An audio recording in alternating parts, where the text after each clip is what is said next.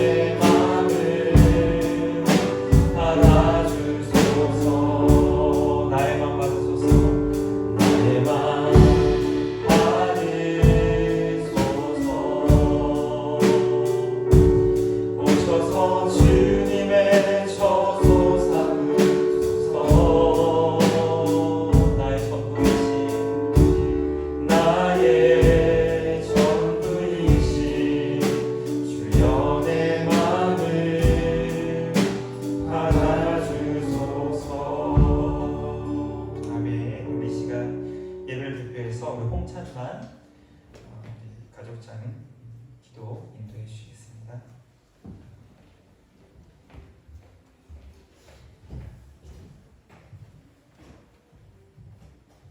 사랑이 많으신 하나님 감사합니다. 그렇게 너무나도 고대하고 바랐던 교회에서 예배드리게 해주신 감사드립니다. 너무나 감사하게도 지난 약 2달 동안 온라인으로 예배드릴 수 있었지만 시간이 지날수록 나태해지고 예배를 드리는 것이 아니라 아무 준비 없이 예배를 시청만 했던 제 자신을 발견했고 인간의 힘으로는 아무것도 할 수 없고 우리는 너무나 나약한 존재임을 느낄 수 있는 시간들이었습니다. 코로나19 확진자들이 확연히 줄어들고는 있지만 여전히 우리 가운데는 불안하고 경계하는 마음들이 있습니다. 속히 이 어려운 상황들이 종식되어서 예배의 순서와 성도의 교제가 원래 자리로 돌아올 수 있도록 주님 도와주세요. 이 시간 예배에 나온 모든 청년들을 축복해 주시고 여러 가지 상황 때문에 예배에 함께하지 못한 청년들의 삶도 보살펴 주시고 각자의 자리에서 예배드릴 수 있도록 주님 그들의 발걸음 또한 인도하여 주세요. 이 시간 말씀 전하실 김영선 목사님 가운데 영육의 강건함을 허락해 주시고 성령님 함께해 주셔서 말씀을 전하는 자, 듣는 자 모두 하나님께 영광 돌릴 수 있는 시간이 될 수 있도록 주님 축복해 주세요. 모든 것 주님께 맡기며 사랑과 은혜가 많으신 예수님 이름으로 기도드렸습니다.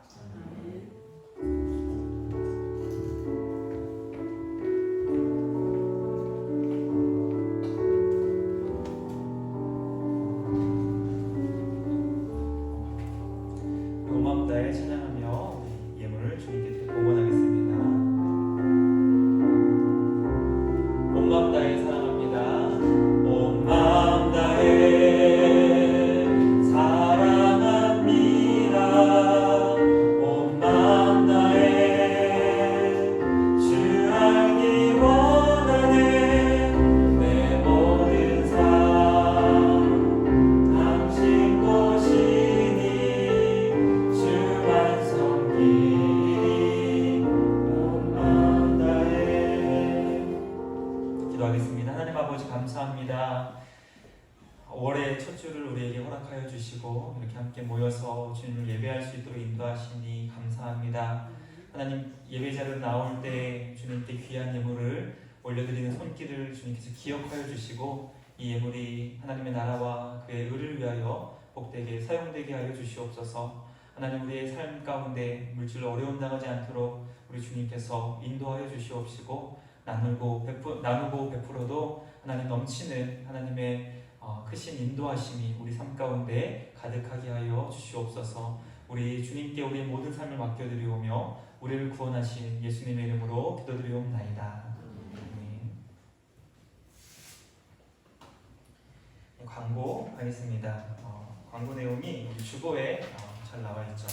첫 번째는 우리 코로나 종식을 위해서 계속 기도하는 청년들 되었으면 좋겠습니다.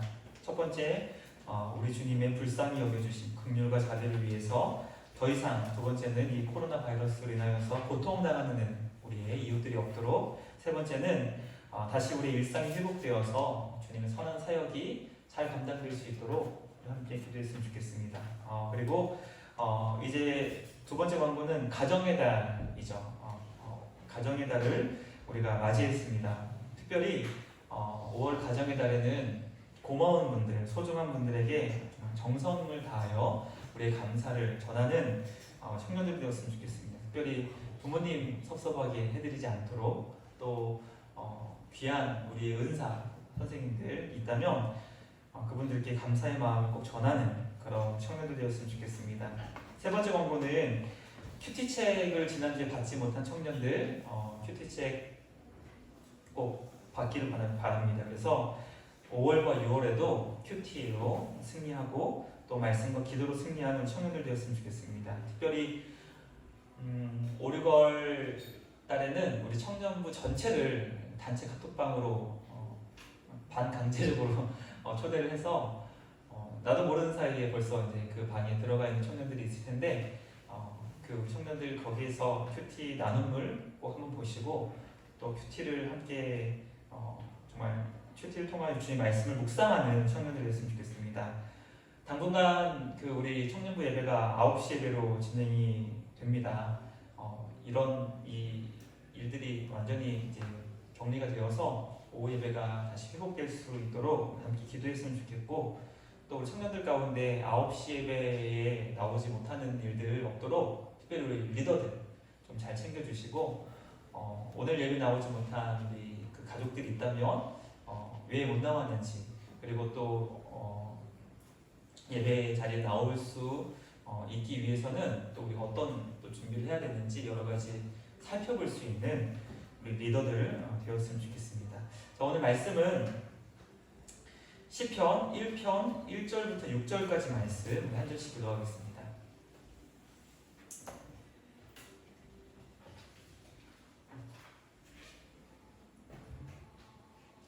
시편 1편 1절부터 6절 말씀 PPT로 좀 바꿔주세요. 말씀 PPT로 1절부터 6절까지 말씀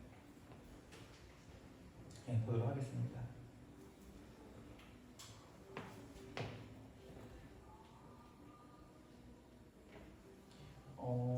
이게 지금 설교 준비한 PPT인가요? 이게 밑에 네. 이게 자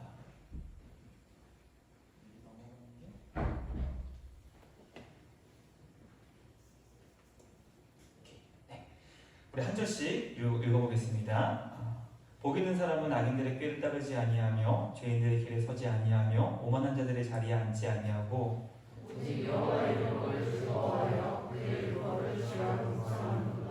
그는 시냇가에 심은 나무가 철을 따라 열매를 맺으며 그 잎사귀가 마르지 아니함 같으니 그가 하는 모든 일이 다 형통하리로다.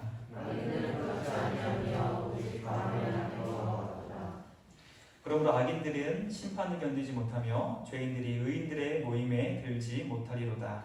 무릇 의인들의 길은 여호와께서 인도하시나 악인들의 길은 망하리로다. 기도하겠습니다. 하나님 아버지 말씀 함께 이 시간 나누길 원합니다. 우리 청년들의 마음의 문을 열어주시고 귀를 기울여 말씀을 잘 들을 수 있도록 주님 역사하여 주시옵소서. 우리 주님께서 말씀을 듣는 사람들에게 들을 귀 있는 자들은 들을지어다 말씀해 주셨습니다. 하나님, 우리가 아무리 열심히 들으려 하나 주님께서 우리 귀를 열어주시지 아니하시면 우리가 말씀을 들을 수 없사오니 주님 우리에게 들을 귀를 허락하여 주시옵시고, 이 시간 사랑하는 청년들 말씀을 통하여 하나님이 진정으로 기뻐하시고 원하시는 삶을 살아갈 수 있도록 인도하여 주시옵소서. 이 시간 주님께 온전히 모든 것 맡겨드리오며 예수님의 이름으로 기도드리옵나이다. 아멘. 오늘 말씀의 제목을 한번 읽어보겠습니다. 시작. 누가 행복한 청년인가? 누가 행복한 청년인가? 우리 사랑하는 청년들, 이제 벌써 가정의 달 5월을 우리가 맞이했습니다. 특별히 5월을 준비하며 우리 사랑하는 청년들에게 어떤 말씀을 준비할까 고민을 많이 했어요. 지난주 우리 오전 9시 예배를 처음 드리고 제가 이렇게 좀 느꼈던 느낌은 우리 청년들이 아침 9시 예배가 좀 쉽지 않구나, 힘들구나라는 걸 좀 느끼게 되었고, 가장 큰 어려움들 중에 하나는 잠이 덜 깼다는 거예요. 잠이 좀 덜 깨가지고 어벙벙해요. 저도 지난주에 말씀을 나누는 게 쉽진 않았어요. 그런데 이제 오늘 5월의 말씀을 한 달 동안 무엇을 전할까 좀 이렇게 고민하고 있다가 행복에 대한 주제로 말씀을 함께 나눴으면 좋겠다라는 그런 마음을 주님께 주셔서 행복이라는 그런 주제로 이번 한 달 동안은 말씀을 나눌 겁니다. 우리 사랑하는 청년들 행복한가요? 네. 행복한가요? 그럼 과연 성경이 우리에게 말하는 행복은 과연 무엇인지 말씀을 통해 함께 살펴보겠습니다. 한글 성경에서 이제 우리 검색할 수 있는 여러 가지 어플도 있고 또 컴퓨터 프로그램도 있어서 행복이라는 단어를 검색하면 몇 개 구절이 나오냐면 11개 구절이 나옵니다. 11개 구절이 나오는데 구약에만 이 11개 구절이 나와요. 잠깐만요. 이게 복사해가지고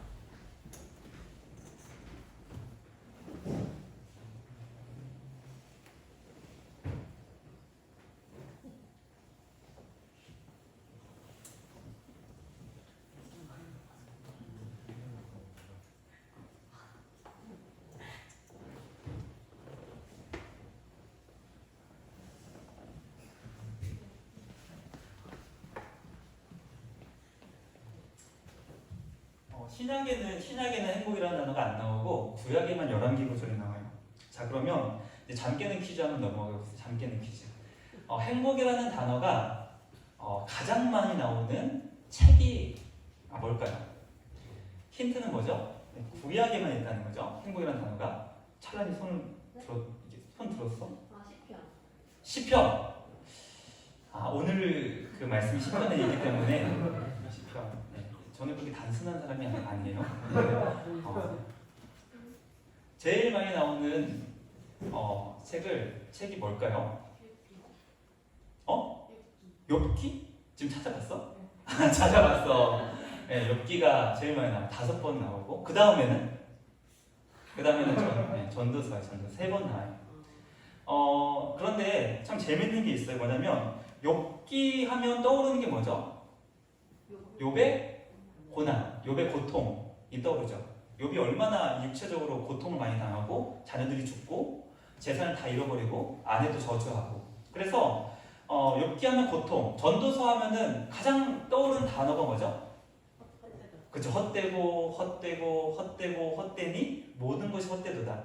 헛되다는 단어가 굉장히 많이 나와요. 엄청 많이 나와요. 그런데 이 말씀에 행복이라는 단어가 제일 많이 나온다는 게 그만큼 고난과 또 삶의 헛됨을 우리가 이렇게 생각할 때에는 그만큼 행복이라는 것을 우리는 갈구하게 된다는 것이죠. 그래서 두 번째 이어지는 퀴즈는 이래요. 고통의 삶과 헛됨을 가장 많이 담고 있는 말씀은 뭘까요? 고통의 삶 그리고 헛됨이라는 것을 가장 많이 담고 있는 말씀은 그렇죠. 시편이에요. 아까 살라니가 얘기한 시편. 왜 시편은 고통과 헛됨을 가장 많이 담고 있냐면 바로 우리의 삶의 자리에서 주님께 드리는 기도이기 때문이죠. 아까 우리 청년들 행복한가요? 라고 얘기했을 때 몇몇 친구들이 이제 청년들이 행복하다고 이렇게 얘기를 했어요. 그런데 사실 우리의 삶의 자리는 어떻죠? 고통과 허망과 고독과 갈등과 분노와 슬픔과 낙심이 우리의 삶의 자리로 깔려 있다는 것이죠. 그래서 우리의 삶의 자리에서 주님께 드리는 기도가 감사와 찬양과 기쁨보다는 하나님 이 코로나 바이러스가 무엇입니까? 라는 어떤 탄식, 또 특별히 오늘 큐티를 아침에 했던 청년들이 있다면 아니면 아직 큐티하지 못한 청년들이 집에 가서 오늘 5월 3일 큐티를 한다면 오늘 다윗이 마주한 상황은 어떤 상황이었죠? 사랑하는 아들이 자신을 죽이기 위해서 칼을 겨누는 거예요. 그래서 쫓겨나면서 주님께 드리는 기도. 아들이 자신에게 칼을 겨누어요. 그래서 제가 오늘 새벽 말씀을 묵상하면서 제 아내에게 우리 아들들은 압살롬이 아니지 특별히 저는 하나도 아니고 둘이 칼을 겨누면 어떻게 해요? 특히 압살롬은 어떤 아들이었죠? 다윗이 굉장히 사랑하는 아들이었어요. 딱 바라만 보아도 막 마음이 뺏기는 얼짱이 바로 압살롬이었고 그리고 지혜로웠고 능력도 탁월했어요. 그런데 그 아들이 자신의 목에 칼을 겨눌 줄은 꿈에도 생각하지 못했겠죠. 그래서 시편은 삶의 자리에서 주님께 고통스러운 삶, 허망한 삶, 그리고 갈등과 분노와 슬픔을 주님 앞에 고백하는 것이기 때문에 복 있는 삶에 대한 관심이 그만큼 많다는 것이죠. 그래서 아까 사실 정답을 찰나니가 얘기하긴 했어요. 시편 1편 1절에 있는 이 복 있는 사람을 히브리어로는 아슈레, 우리 작년에 우리 교회에서 굉장히 이렇게 많이 인사드렸던 아슈레라는 단어가 성경 구약에서는 45회 중에 그 절반 이상이 기록될 정도로 시편은 행복한 삶, 복된 삶에 대해서 관심이 굉장히 많은 것이죠. 저는 오늘 특별히 우리 사랑하는 청년들이 삶에 굉장히 어려운 문제들로 인하여서 신음하고 고통하고 있는 이때에 과연 우리의 진정한 행복, 진정한 우리의 복됨이 어디에 있는지 말씀을 통해서 정말 하나님이 기뻐하시는 삶으로 나아가기 위해서는 어떻게 살아가야 되는가 함께 말씀을 나눠보기를 원합니다. 오늘 우리가 읽은 말씀 1절에는 이렇게 설명해주고 있습니다. 복 있는 사람은 악인들의 꾀를 따르지 아니하고 죄인들의 꾀를 서지 아니하며 오만한 자들의 자리에 앉지 않는다라는 말씀을 주죠. 이 말씀을 우리 공동이 보면 제가 특별히 친절하게도 이렇게 노란색과 빨간색으로 이렇게 구별을 시켜주고 있는데 특징이 있어요. 특징. 이게 어떤 특징이 있을까요? 복 있는 사람, 그리고 악인들, 죄인들, 오만한 자들. 제가 뭘 강조했죠? 네, 들을 강조했죠. 복 있는 사람은 성경에서 단수로 나와요. 그리고 악한 사람들, 죄인들, 오만한 자들은 복수로 나오죠. 이것을 무엇을 의미하냐면 그만큼 행복한 삶을 살아가는 사람들은 많다, 적다? 적다라는 거예요. 우리가 마주하고 살아가는 세상의 특징은 뭐죠? 행복을 경험하며 누리는 사람은 적고 우리 주변을 둘러싸고 있는 사람들은 악한 자들, 죄인들, 오만한 자들이 우리 주변에 있기 때문에 우리를 둘러싸고 있는 세상은 결코 호락호락하고 만만치가 않다는 거죠. 아니 우리는 환경의 지배를 받는 사람들이잖아요. 우리는 환경의 영향을 크게 받는 사람들이기 때문에 나와 만나는 사람들이 행복을 고백하고 기쁨을 고백하고 좋아하는 삶을 살아간다면 우리도 그런 거에 대해서 굉장히 이렇게 영향을 받아요. 그런데 우리가 살아가는 세상의 환경을 성경에서는 어떻게 얘기하냐면 우리 주변에 악인들이 막 우글우글대고 그리고 그들은 가만히 있지 않아요. 뭘 내죠? 꾀를 내요. 죄인들이 우리 앞에 길을 막 닦아놓는데 그 길이 어떤 길이죠? 죄악된 길이에요. 그리고 교만하고 오만한 자들이 각기 자리에 앉아서 뭘 하죠? 우리를 막 내리 깔아 뭉개요.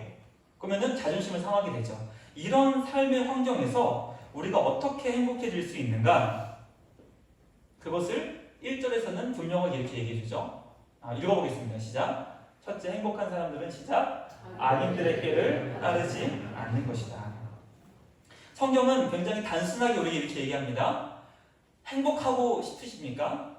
복된 삶을 살기 원하십니까? 그러면 악인들의 꾀를 따르면 안 됩니다. 라고 우리에게 분명하게 말씀해주고 있죠. 우리 주변에 우리를 둘러싸고 있는 악한 사람들이 많을지라도 그들의 꾀를 따라가면 안 된다라는 거예요. 그러면 우리는 악인들의 꾀가 뭘까? 마이크 올려요. 조금만 마이크 볼륨만 좀 낮춰주세요. 악인들의 꾀가 뭘까요? 악한 꾀, 나쁜 꾀, 좋지 못한 생각. 악인들의 대표 주자가 누굴까요? 마귀, 사탄 마귀. 악한 사람들의 대표 주자가 누구죠? 사탄 마귀라면 사탄 마귀가 예수님을 향하여서 했던 꾀 뭐가 있을까요? 읽어보겠습니다. 시작. 이 돌들로 떡덩이가 되게 하라. 이것은 사탄의 악한 꾀인데 이 악한 꾀가 나왔던 배경이 무엇이죠? 예수님이 40일을 금식하셨어요. 40일 금식 아직 저도 못 해봤고 우리 교단에 굉장히 존경받는 이찬수 목사님 아버지는 40일 금식 기도하시다 돌아가셨어요. 이거는 사실 인간이 감당할 수 없는 극한의 어떤 배고픔이죠. 그때 사탄이 와서 예수님께 이렇게 얘기하는 거예요. 뭐죠? 예수님 배고프시죠? 성경에도 이렇게 얘기해요. 40일을 금식하시고 줄이신지라. 성경이 예수님께 40일을 금식하셔서 끄떡 없는 게 아니라 배고프셨다 라는 말씀을 줄 정도로 예수님의 상태는 몹시 배고팠던 상태이죠. 아니 하루 이틀도 아니고 우리는 한 끼만 먹지 않아도 막 예민해지고 막 민감해지고 건들지 마. 나 지금 예민한 상태야 라고 하잖아요. 40일을 금식하신 예수님께서 얼마나 배고프셨을까요? 그때 사탄이 와서 무엇을 얘기하냐면 예수님 배고프시죠? 예수님 이 돌들로 떡덩이가 되게 하셔서 잡수세요 라고 얘기하는 거죠. 그러면 예수님께서 이 사탄의 제안을 딱 받으셨을 때 예수님에게는 그런 능력이 있었을까요? 없었을까요? 예수님은 그런 능력이 있으셨죠. 만약에 사탄이 우리에게 와서 준성아, 너 앞에 있는 기타를 빵으로 만들어가지고 먹어봐. 그러면은 우리 뭐라 그래요, 준성아? 사탄한테? 장난쳐? 죽을래? 뭐 이럴 수도 있죠.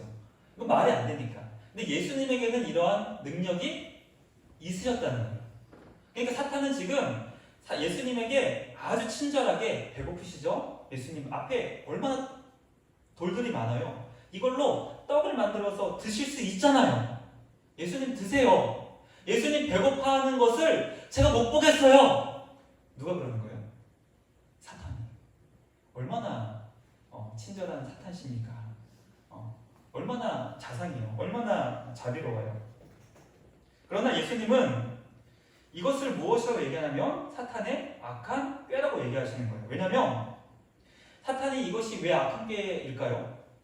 배고파하시는 예수님, 돌을 떡으로 만드실 수 있는 예수님, 그 능력을 행하셔서 배고픔을 해결하라는 것인데 이게 왜 악한 꾀였을까요?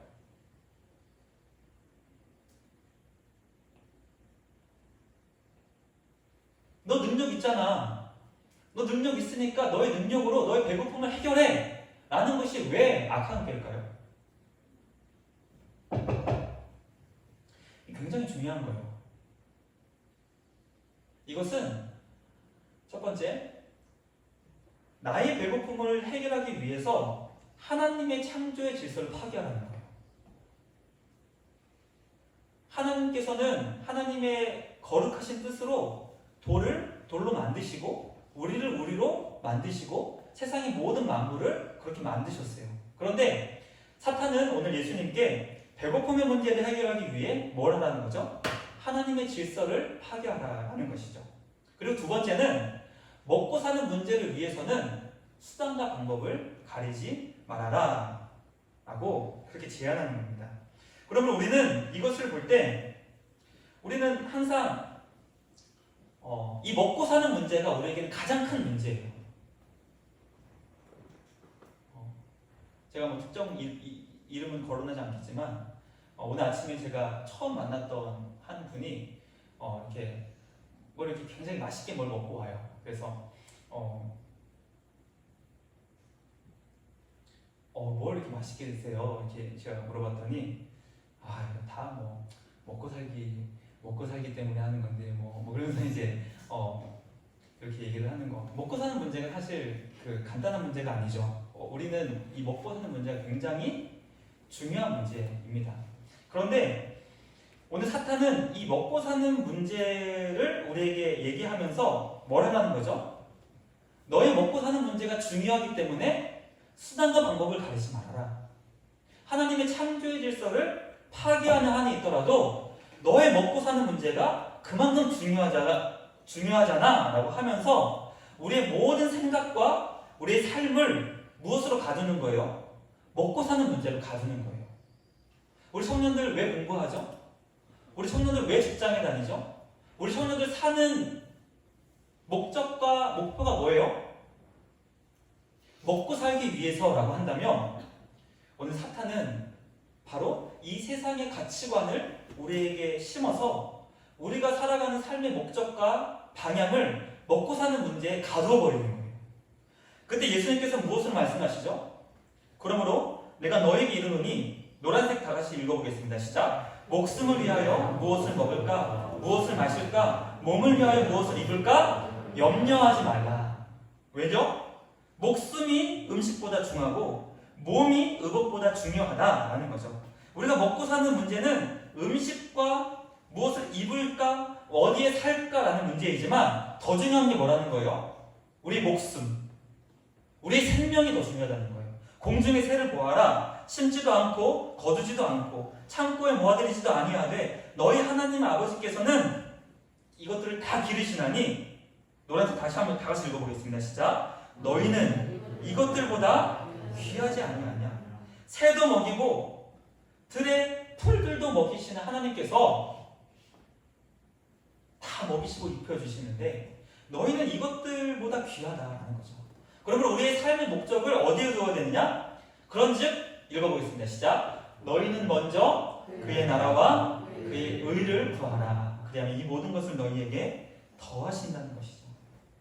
그러므로 예수님께서는 오늘 사탄이 우리의 삶에 먹고 마시고 먹고 사는 문제에 우리의 온 마음을 다 빼앗으려고 하는 그런 악한 꾀를 향하여서 이렇게 말씀하십니다. 우리는 떡으로만 사는 존재가 아니라 하나님의 입으로부터 나오는 말씀으로 살아가는 존재이다. 따라하겠습니다. 우리는 말씀을 먹어야 산다. 말씀을 먹어야 산다는 거예요. 무엇으로는 살지 못한다는 거죠? 떡으로만 살지 못한다는 거예요. 먹고 사는 문제에만 내가 모든 것을 그런 것에 내가 갇혀버리게 되면 그 사람은 그것으로 인하여서 멸망당한다는 거예요. 망한다는 거예요. 그의 생명이 주님 앞에 건진받지 못한다는 거예요. 우리가 살 수 있는 유일한 게 무엇이다? 말씀을 먹어야 한다는 거예요. 자, 두 번째, 행복한 사람은 어떤 사람인가? 읽어보겠습니다. 시작. 죄인들의 길에 서지 않는 것입니다. 죄인들의 길이란 사탄이 예수님께 제시한 길이죠. 그것은 사탄이 예수님을 시험한 두 번째 시험에 나와 있습니다. 마귀는 예수님을 거룩한 성으로 안내했어요. 그리고 그 예루살렘 안에 있는 성전 꼭대기로 예수님을 안내했죠. 굉장히 재밌지 않아요? 만약에 사탄이 우리를 막 음란한 어떤 그런 곳으로 도박장으로 아니면 정말 있기만 해도 막 죄를 짓는 그런 곳으로 우리를 안내한다면 우리가 좀 납득이 될 거 아니에요. 사탄이니까 우리를 멸망시키려고 죄를 짓는데 막 악한 곳, 막 음란한 곳 이런 곳으로 우리를 데려가면 이해를 하겠지만 사탄은 예수님을 그런 곳으로 안내하지 않았어요. 어디로 안내했죠? 성전 꼭대기로 안내했죠. 그리고 어떤 제안을 하냐면 이렇게 얘기합니다. 너가 만약 하나님의 아들이거든 여기서 뛰어내려라. 그러면 하나님께서 너를 위하여 천사들을 명하여서 그들의 천사들의 손으로 예수님의 발을 받들어 주어 땅에 부딪히지 않게 해줄 것이다 라는 것을 얘기를 해요. 그러므로 사탄이 오늘 예수님께 제안한 길의 특징은 무엇인가요? 따라하고 있습니다. 영광스러운 길을 제시한다. 자, 우리가 강릉제일교회 꼭대기도 상당히 높죠? 굉장히 높아요. 거기서 만약에 뛰어내릴 때 천사가 와가지고 우리의 발을 붙잡아서 촤 다시 이제 안전한 자리에 딱 착지하게 해주면 어떻게 되죠? 아마 전 세계 매스컴에 보도가 될 것이고 아마 수많은 사람들이 그 사람을 따를 거예요. 왜죠? 특별한 사람이다. 하나님이 예비한 특별한 사람이다. 저 사람과 함께 있으면 소위 성공할 거야, 대박 날 거야 라고 하면서 수많은 사람들이 그런 사람을 따를 것이 분명합니다.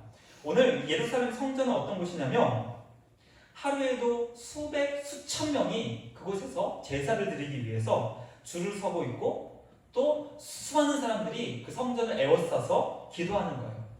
즉 성전은 정말 많은 사람들이 모여있는 곳이지만 거기서 사탄은 예수님께 그곳에서 떨어지면 너가 그 발이 땅에 떨어져서 죽는 것이 아니라 천사들이 그 발을 붙잡아서 영광스러운 길로 인도될 것이다 라고 말씀하시죠. 자, 오늘 사탄이 우리에게 그렇게 시험을 할 때 우리는 과연 어떨까요? 우리 이렇게 얘기하는 거예요. 영광스러운 길로 우리를 안내하면서 이렇게 하면 너가 영광스러워질 거야. 이렇게 살면 너는 영광을 받을 거야. 사람들이 널 부러워할 거야. 사람들이 널 인정해 줄 거야. 그러니 내가 안내하는 이 길로 잘 가면 어떻게 된다? 영광스러운 자가 된다라는 것이죠. 그때 예수님은 단호하게 이렇게 말씀하십니다. 주 너의 하나님을 어떻게 하지 말라? 시험하지 말라. 이 말씀이 어떤 의미냐면 그냥 단순하게 이렇게 설명할게요. 깊게는 설명하지 못하고 따라하겠습니다. 주 너의 하나님은 살아계시다. 어떤 분이죠? 하나님은 살아계신 하나님이라는 거예요. 하나님을 시험한다는 게 뭐죠? 하나님이 살아있는지 하나님께서 죽으신 것인지 시험하지 말라는 거예요. 왜죠? 하나님은 살아계시기 때문에. 그러면 이것을 우리가 늘 기억하면 어떻게 되죠? 하나님은 살아계시다. 하나님은 살아계시다. 이것이 우리 가운데 늘 기억나면 어떻게 되죠? 하나님을 의식하게 되죠. 하나님을 의식하게 되면 어떻게 되죠? 하나님을 의식하게 되면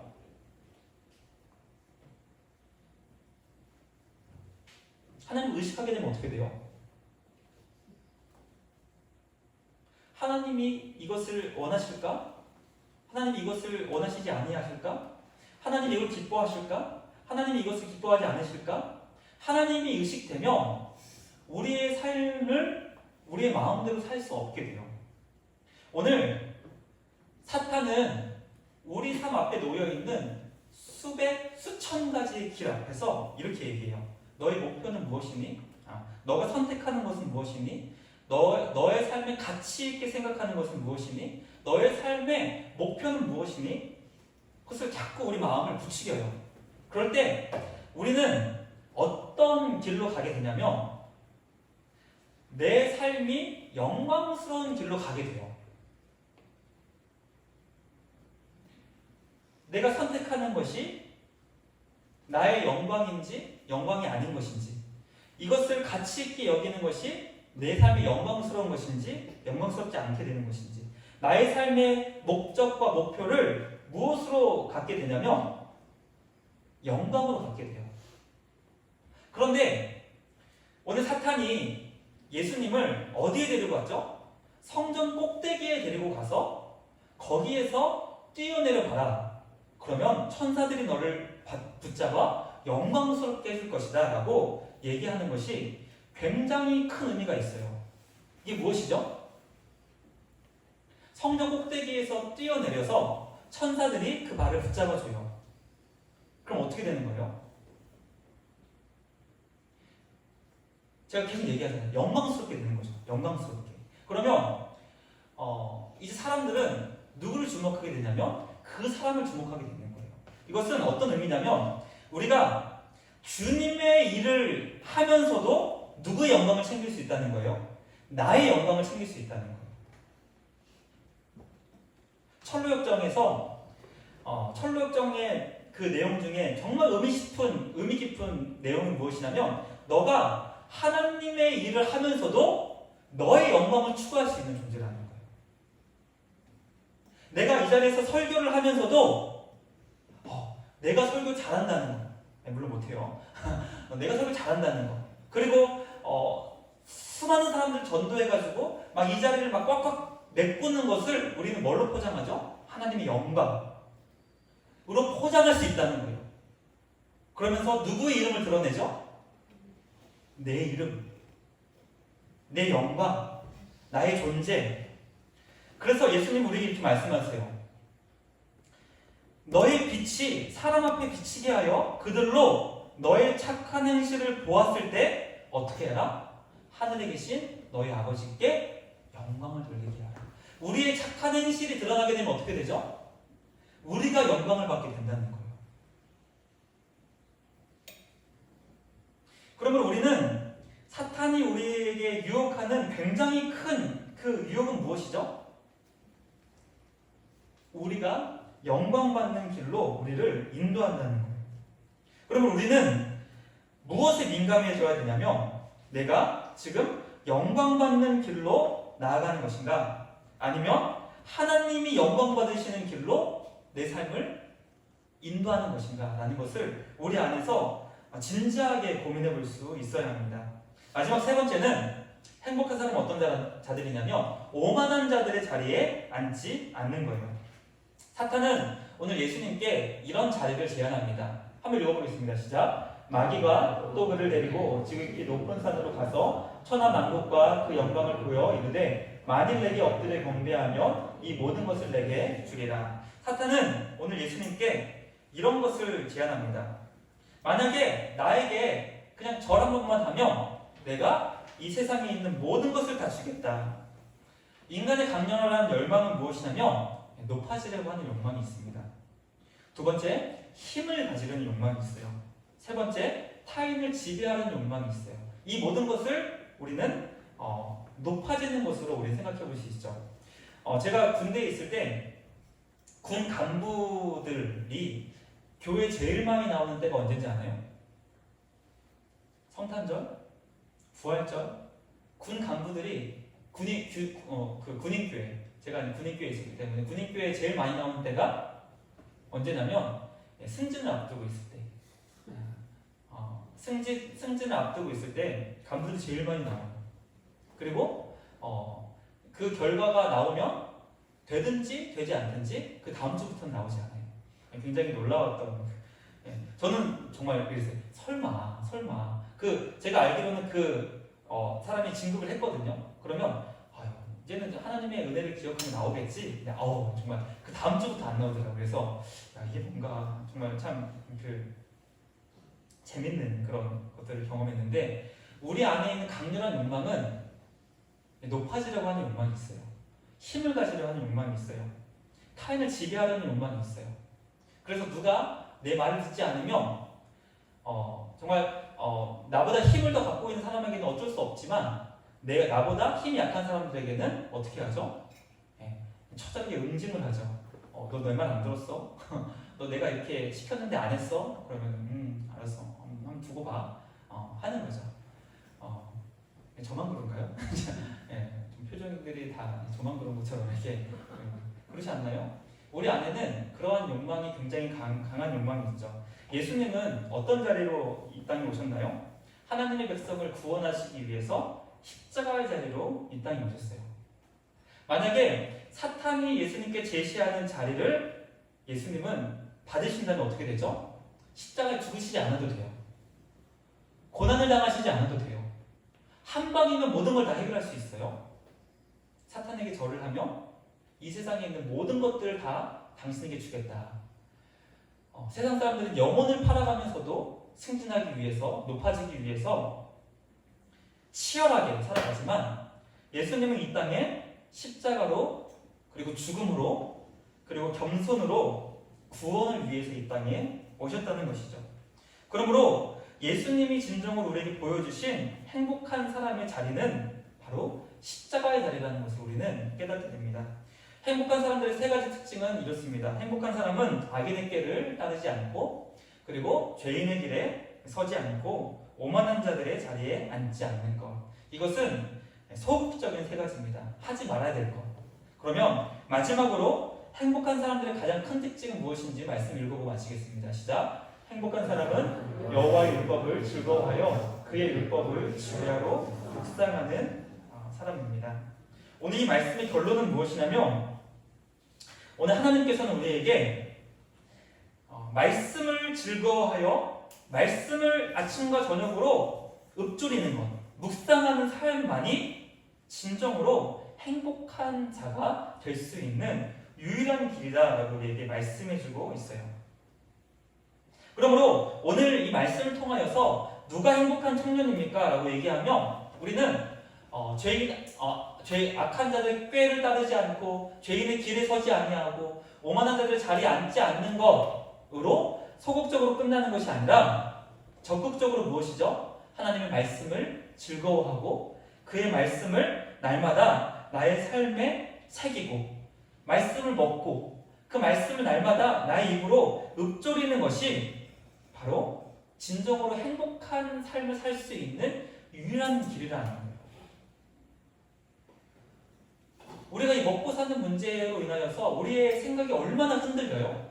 그때 말씀은 우리에게 무엇을 얘기하죠? 야, 새도 먹여주셔. 들에 풀도 입혀주셔. 그런데 너의 먹고 사는 문제 하나님 책임 안 주시겠니? 염려하지 마. 걱정하지 마.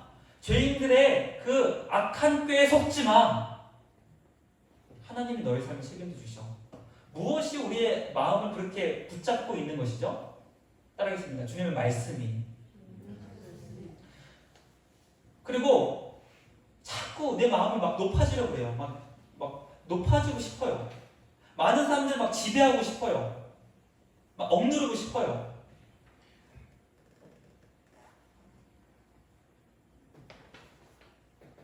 자꾸 막 힘을 갖고 싶어요. 그때 우리 안에 말씀이 주는 그 인도함은 어떤 인도함이죠?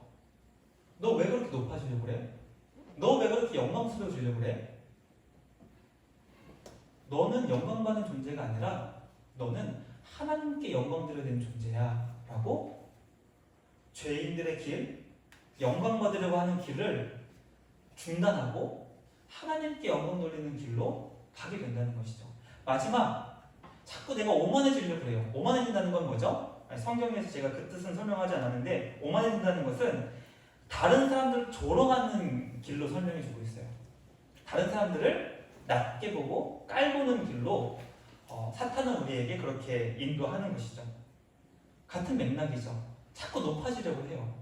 그때 말씀은 우리를 어느 길로 인도하죠? 십자가의 길, 다른 사람들을 섬기는 길, 다른 사람들을 존중해주는 길, 다른 사람들을 깔보고 조롱하고 억누르는 길이 아니라 섬기는 길로 우리를 인도해 준다는 거예요. 우리는 본능적으로 십자가를 거부해요. 죽으려고 하지 않죠.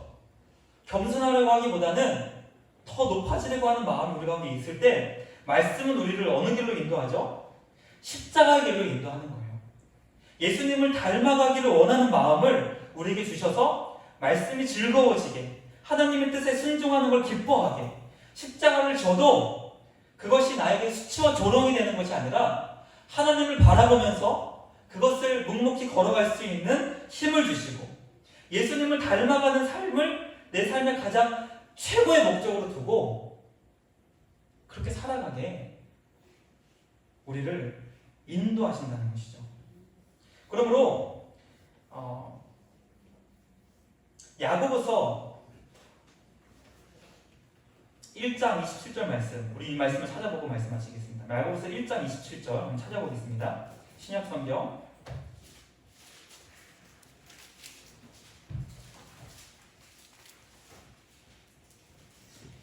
371페이지, 야고보서 1장 27절, 372페이지, 야고보서 1장 27절 찾았나요?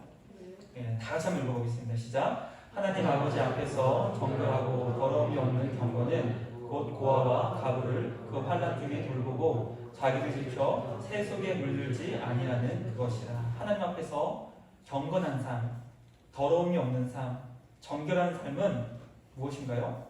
새 속에 물들지 않는 것이다. 그리고 고아와 과부, 우리 주변의 약자, 힘들어하는 자, 어려운 자들을 돌봐주는 것이다 라고 우리에게 말씀해 주죠. 이게 바로 십자가의 예수님입니다. 그러므로 오늘 말씀을 마칠 때 우리 사랑하는 청년들, 진정한 행복은 무엇인가요? 먹고 사는 문제가 해결되어 더 이상 거기에 대한 고민이 없을 때, 그리고 내가 점점 더 높아져서 영광스러워지는 것, 아니면 내 밑에 수천 명의 사람을 두어서 정말로 힘있고 권세있고 능력있는, 소위 세상이 말하는 능력있는 것이 바로 우리의 삶의 참된 행복일까요? 오늘 말씀은 우리에게 결코 그렇지 않다는 것을 우리에게 설명해주고 있습니다. 그러므로 우리 사랑하는 청년들, 따라하겠습니다. 말씀의 사람이 되자. 말씀의 사람이 되었으면 좋겠어요. 이번 한 주간 정말 그 어떤 주간보다도 말씀을 많이 읽는 주간이 되었으면 좋겠어요. 오늘 말씀을 준비하면서 참 제 스스로에게도 참 많이 부끄러웠어요. 1월에는 올해 제가 그 목표했던 그 하루의 말씀 분량이 있었거든요. 항상 저는 계획을 세게 잡는 편이어서 1월 달에는 아주 세게 잡고 날마다 말씀 열심히 읽었어요. 최소 1시간 이상씩 열심히 읽었어요. 그런데 코로나가 터지고 코로나에 걸려서 아픈 것도 아닌데 말씀의 자리에서도 많이 떠나고 말씀을 읽지 않고 그러면서 내 안에 정말 하나님을 향한 간절한 추구가 시들해졌음을 스스로 발견하면서 오늘 말씀을 묵상하며 너무 좀 주님 앞에 찔림을 받게 되는 그런 시간을 가졌습니다. 우리 사랑하는 청년들, 정말 우리 사랑하는 청년들이 정말 말씀의 사람이 되었으면 좋겠습니다. 먼저는 우리에게 좋은 교재가 있잖아요. 좋은 교재가 뭐죠? 매일 성경 정말 좋은 교재예요. 제가 매일 성경을 2009년부터 지금까지 몇 년을 썼죠? 한 12년 썼나요? 정말 이런 교재가 왜 내 청년 때는 있었는지 모르겠어요. 물론 이 매일 성경 역사가 굉장히 오래됐기 때문에 왜 이걸 몰랐을까? 이걸 알았으면 좀 더 일찍 했을 텐데 하는 아쉬움도 있을 정도로 우리에게는 정말 좋은 교재가 있어요. 그리고 우리 주변에는 또 좋은 우리 리더들이 있잖아요. 그래서 매일 성경 이렇게 묵상하다가 모르는 게 있으면 정말 리더들에게 물어보세요. 네, 정말 우리 청년들에게 부탁합니다. 우리 리더들 좀 괴롭혀 주세요. 왜 그렇죠? 리더들이 말씀을 요즘에 열심히 보는지 안 보는지 잘 모르겠어요. 제가 만나지 못하기 때문에 만나보면 좀 점검을 할 텐데 우리 청년들이 우리 리더들의 말씀의 날카로움을 세워줘야 돼요. 저는 한계가 있어요. 제가 하면 꾸지람이 되고 제가 하면 잔소리가 되고 제가 하면 마음이 상해요. 제가 이렇게 막 부드럽게 얘기하는 은사가 없어서 너 말씀 봤어 안 봤어? 막 이렇게 하거든요. 우리 청년들 우리 가족원들이 해줘야 돼요. 그래서 우리 리더들이 말씀 위에 정말 날카롭게 그렇게 해줄 수 있나요? 예. 그러면 이제 리더들이 막 말씀에 괴롭힘을 당하면 이제 누굴 괴롭힐까요? 저를 괴롭히겠죠. 목사님, 우리 가족들이 이거 물어보는데 이거 뭐예요? 라고 만약에 저한테 이제 오면 제가 뭐라 그럴까요? 너가 한번 연구해봐. 이렇게 이제 얘기하겠죠. 너가 한번 연구해봐. 내가 연구 자료 좀 이렇게 보내줄게 하면서 이렇게 막 보내주겠죠. 쉽게 알려주지 않습니다. 그러나 그걸 보고 전 뭐 할까요? 저도 그걸 준비하고 저도 그걸 한 번 더 살펴보고 그렇게 하겠죠. 교회가 건강해지기 위해서는 어떻게 되냐면 우리 청년들이 담당 교육자를 괴롭혀야 돼요. 뭘로? 예배 빠지고 막 지각하고 이런 거는 이건 괴롭히는 게 아니죠. 이거는 이제 매맞을 길이고 교육자 어떻게 괴롭혀야 되냐면 말씀을 읽나 안 읽나 점검해야 돼요. 목사님 지난주 말씀 몇 장 읽으셨어요? 목사님 지난주 기도 열심히 하셨어요? 역시 목사님 요즘 기도의 어떤 그런 좀 느낌이 좀 와닿지 않는데요. 이런 걸로 막 협박도 하고 괴롭히고 그렇게 해야 돼요. 왜냐하면 목사도 사람이고 사역자도 게을러지고 나태해질 수 있는 연약한 인간이기 때문에 그렇게 건강한 공동체를 세워나가야 돼요. 그럼 우리 사랑하는 청년들 정말 행복해지길 원하십니까? 정말 하나님 안에서 복된 삶을 살기를 원하십니까? 그러면 우리 성도들 말씀을 부지런히 먹어야 돼요. 말씀을 정말 열심히 읽어야 돼요. 그리고 그 말씀을 내 마음에 새겨야 합니다. 그래서 세속에 물들지 않고 하나님이 진정으로 기뻐하시는 주님을 닮아가는 십자가의 길로 나아갈 수 있는 우리 모든 청년들 되었으면 좋겠습니다. 우리 마지막 찬양 함께 찬양하고 기도하고 마치겠습니다. 우리 예수 피를 힘입어 함께 찬양 드리고 그다음에 기도하고 오늘 예배 마치도록 하겠습니다.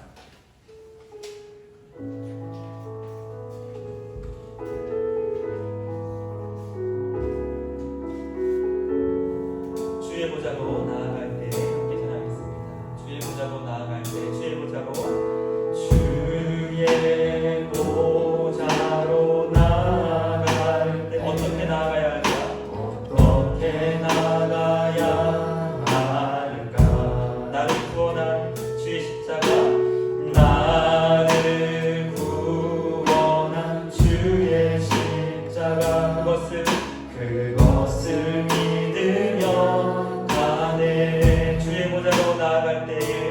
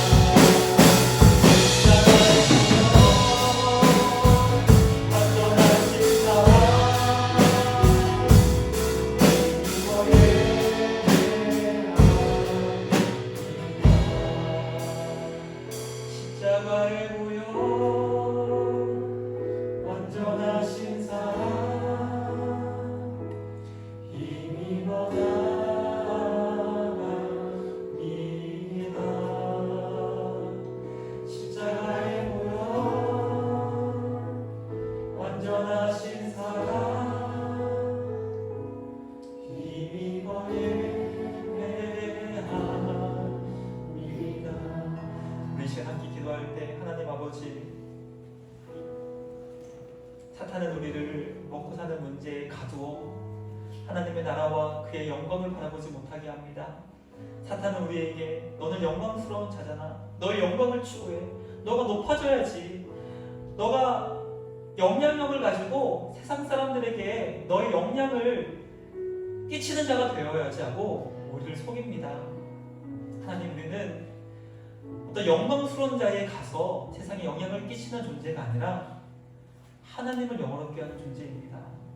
하나님 아버지, 사탄은 우리에게 넌 나에게 절만하면, 넌 나에게 한 번만 엎드리며 내가 너가 원하는 모든 것을 다 줄게 라고 우리를 속이지만, 우리 예수님은 묵묵히 십자가의 길, 겸손의 길, 섬김의 길로 걸어가신 것을 보게 됩니다. 하나님, 진정한 행복은 무엇입니까?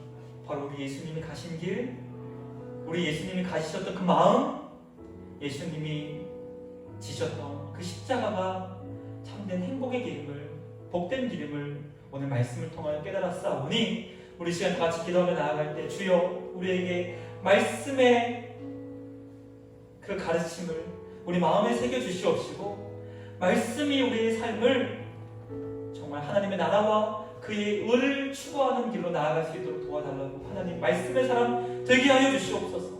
말씀을 먹고 말씀을 마시며 말씀을 살아가는 자가 될 수 있도록 도와달라고, 우리 마지막으로 간절한 마음으로 주여 우리가 말씀의 사람으로 참된 행복을 경험하는 자가 될 수 있도록 도와달라고 우리 간절한 마음으로 함께 기도하며 나아가겠습니다. 하나님 아버지, 기도하며 나아갑니다. 하나님 아버지, 주님께서 우리 가운데 진정으로 말씀의 사람이 될 수 있도록 우리를 인도하여 주시옵소서. 하나님 아버지, 이 땅에서 참된 행복이 없음을 사랑하는 평범한 사람 존재가 아니라 하나님을 시험하는 자가 되는 것이 아니라 오직 하나님만을 경배하며 그를 섬기며 주님만을 기뻐하는 자가 될 수 있도록 인도하여 주시옵소서. 하나님 아버지, 일상을 주시옵소서. 아버지 역사하여 주시옵소서.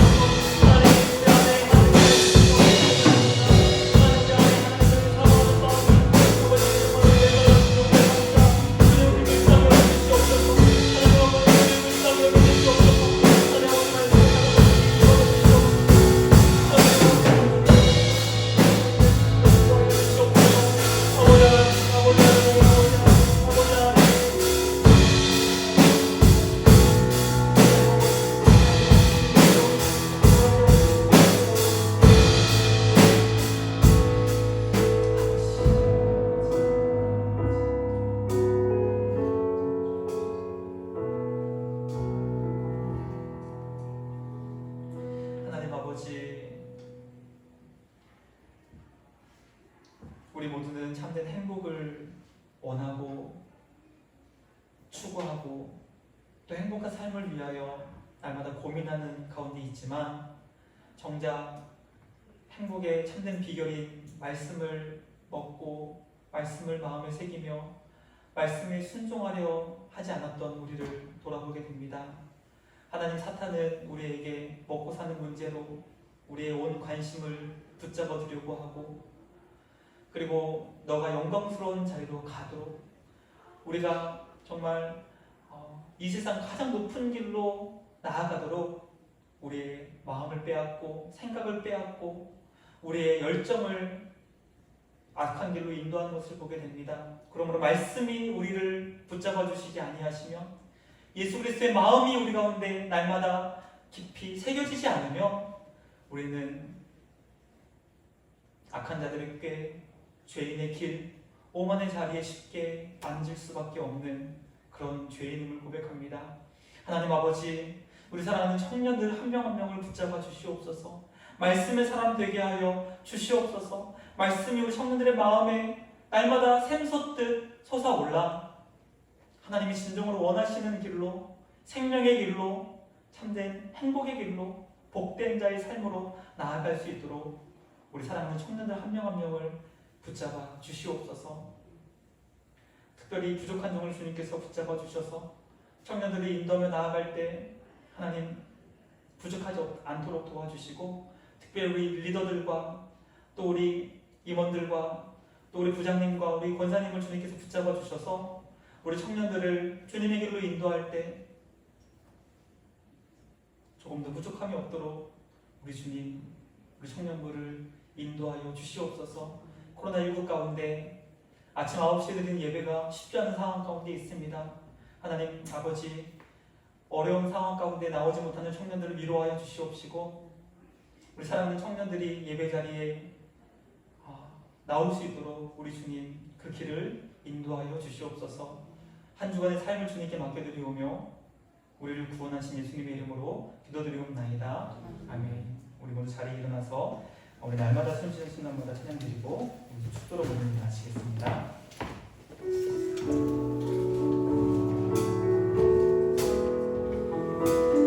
함께 우리 가사를 생각하면서 찬양하겠습니다. 날마다 숨쉬는 순간마다 내 앞에 어려운 일 보내 주님 앞에 이 몸을 맡길 때 슬픔 없네 두려움 없네 주님의 그 자비로운 손길 항상 좋은 것 주시도다 사랑스레 아픔과 기쁨을 수고와 평화와 안식을 날마다 주님 내 곁에 계셔 자비로 날 감싸주시네 주님 앞에 이 몸을 맡길 때 힘주신 내 위로한 주네 어린 양을 품에 안으시사 항상 평안 주시도다 내가 살아 숨을 쉬는 동안 살피신다 약속하셨네 인생의 어려운 순간마다 주의 약속 생각해보네 주는 손에 믿음 잃지 않고 말씀 속에 위로를 얻네 주님의 눈부신 바라보며 모든 어려움이 이도다 흘러가는 순간순간마다 주님 약속을 외워봅니다. 기도하겠습니다. 이제는 우리의 길과 진리와 생명 되시는 우리 구주 예수 그리스도의 은혜와 하나님의 아들 주시기까지 넘치시는 사랑하심과 성령 하나님 우리 마음 안에 계셔서 우리를 역사하시고 충만케 하시는 그 은혜가 오늘 말씀을 듣고 말씀의 사람이 되기로 다짐하며 말씀의 삶으로 순종하며 나아가기를 기뻐하며 예수님 닮기로 소망하는 우리 사랑하는 모든 청년들 머리머리 위에 영원토록 함께 있을지어다. 아멘.